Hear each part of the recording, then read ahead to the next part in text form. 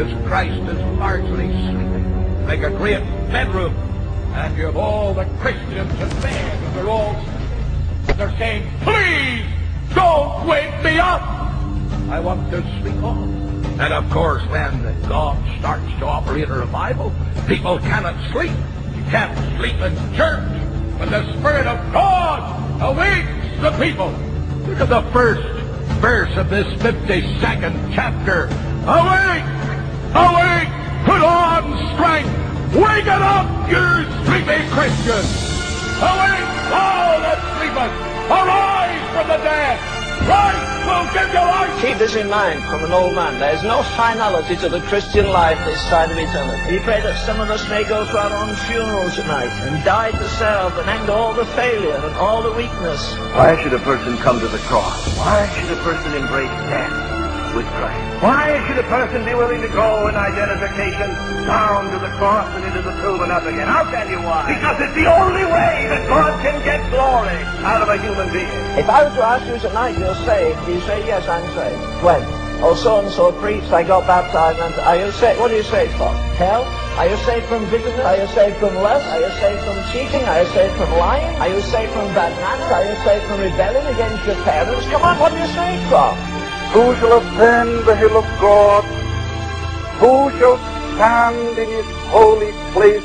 He that hath clean hands and a pure heart, who hath not lifted up his soul to vanity, nor sworn deceitfully, he shall receive the blessing of the Lord. And there's no room for him in the inn. He got a bit older, there was no room in his family. His family turned on him. He went to the temple, no room in the temple turned on him. And when he died, there was no room to bury him. He died outside of the city. Well, why in God's name do you expect to be accepted everywhere? How is it the world couldn't get on with the holiest man that ever lived, and it can get on with you and me? Are we compromised? Are we compromised? Are we no spiritual stature? Are we no righteousness that reflects on their corruption? He that is from above is above all. I want to say to Christians, don't go around apologizing for him. Don't go around worried because you can't make his doctrines fit in with what you've learned in school. All you learned in school was one fallen head instructing another fallen head.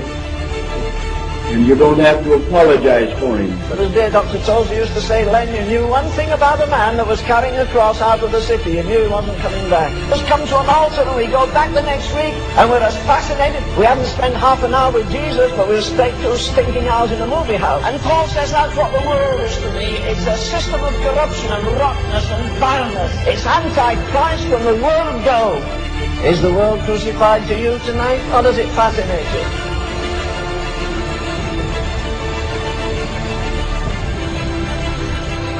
Do we not need a very much greater conception of how tremendously valuable a true expression of the church is to the Lord? It's priceless. But the Lord give us more of this anguish for his church as a whole. Then it will be precious to him.